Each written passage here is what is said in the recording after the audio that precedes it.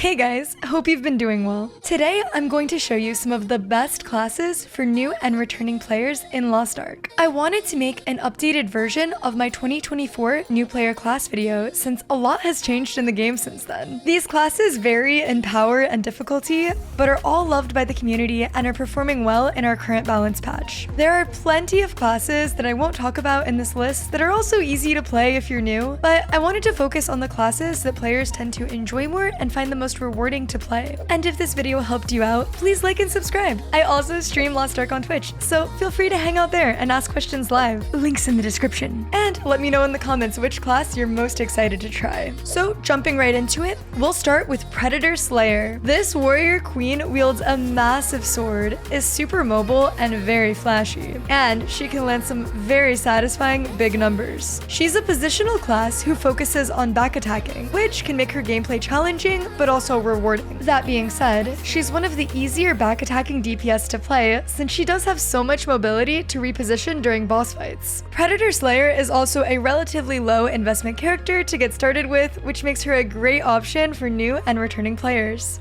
Next up, we have Mayhem Berserker. Like his female counterpart Slayer, he also wields a giant greatsword with lots of flashy attacks. The Mayhem class engraving brings the Berserker down to low HP in exchange for damage reduction, movement speed, and damage. Mayhem Berserker spends the entire fight in his burst mode, letting him dish out lots of consistent damage. He has a straightforward rotation and also really strong utility in terms of stagger and destruction for his raid groups. Unlike Slayer, Mayhem Berserker is non-positional, so he doesn't need to worry about back attacking. However, he does require a little bit more gear investment for his damage to feel optimized. And I wanted to briefly mention Valkyrie, who will be released next month in August. She will also be a great choice for new players wanting to play either her DPS or support spec.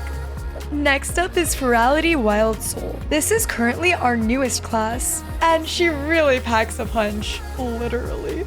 Ferality Wild Soul transforms from human to bear to fox constantly throughout the fight, building respective identity meters for each of her forms, which allows her to then do massive burst damage in her fox and bear forms. She's a non-positional class without a strict rotation, so she's pretty easy to pick up. However, she feels very rewarding to play as she has a high ceiling with room for growth as you better learn to manage her different forms. She's also a relatively low investment character in terms of gearing to get started, and has a lot of mobility even for a full specialization class. Moving on to the Aeromancer class, this is a fantastic new player class for its relaxed rotation and fun, flashy weather abilities. Both Drizzle and Windfury class engravings are easy to learn. Drizzle being more of a bursty, ranged caster, calling down tornadoes and solar beams from a distance within her burst window, while Windfury gets up close and personal with her umbrella sword and high mobility and a spammy, fluid rotation. You can really decide between the two engravings based on if you want to play more of a caster with longer cooldowns and harder hitting skills, or a mid to melee ranged class that has a very quick build and spend sort of playstyle. Neither class engraving will yield you the absolute highest damage numbers, but they do good consistent damage and offer crit synergy to parties, which is highly sought after in most raid groups. Up next, we have Sorceress, with both the Igniter and Reflux class engravings. This is your traditional mage spellcaster class with lots of range and elemental skills. Igniter Sorc is focused on burst rotations, dropping giant meteors that land satisfying big numbers, while Reflux is more of a mobile, spammy, uptime focused class engraving. Both class engravings are performing well in our current patch, so it's personal preference if you want to lean toward burst damage or more spammy, consistent damage. Either way, this class should feel relatively straightforward and rewarding to play. And don't forget flashy. Did I mention flashy? And speaking of flashy, let me introduce you to Full Moon Soul Eater. This scythe-wielding assassin baddie has some insane burst damage as her skills tear through the world. She's basically a mage assassin. Similar to Igniter Sorc, Full Moon Soul Eater builds meter and enters Deathlord mode to deal devastating burst damage with Deathlord skills. Her skills also come off cooldown when she enters her Deathlord mode, which makes cooldown and rotation management more forgiving.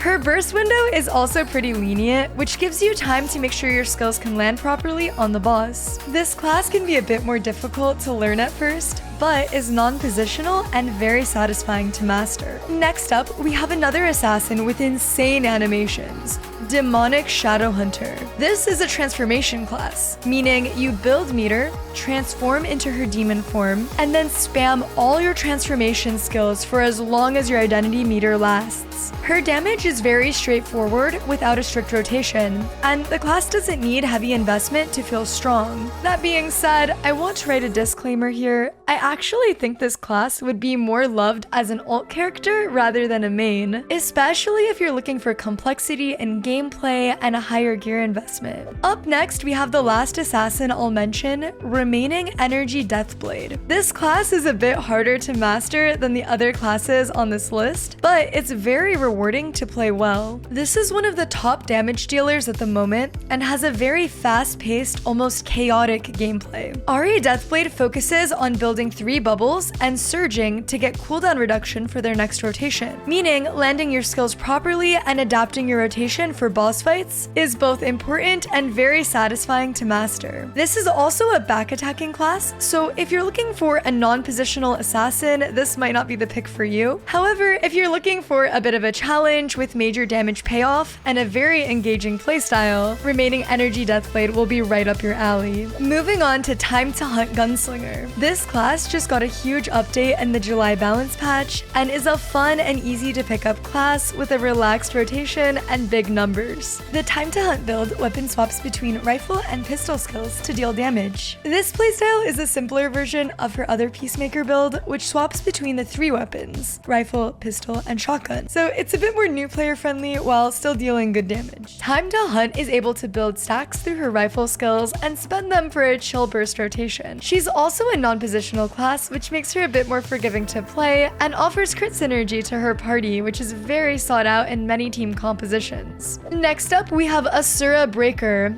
our first and only front attacker on this list. This class is tanky with lots of push immune, big burst damage, and lots of self-sustain. Did I mention he doesn't even need to hit the boss to build meter? That being said, the biggest learning curve of Asura Breaker for new players will be learning boss patterns and boss movements to understand when you can deal damage from the front. This is a very satisfying class to play well. I mean, just look at him go. So if you want a fighter class that throws a flurry of punches so fast even the boss will be asking for a timeout, this would be a great pick for you. Control Glavier is the last DPS class I'll talk about before moving on to the support classes. This class is also getting reworked in the July update and received lots of nice changes that makes her strong and rewarding to play. She wields a massive glaive, and her damage consists of a very spammy, high uptime playstyle. Her rotation is fairly relaxed as it involves using all her damage skills in a buff window leading to consistent burst damage. Her big burst skills also grant push immunity, so it's easier for her to land important damage dealing skills without worrying about the boss interrupting her. That being said,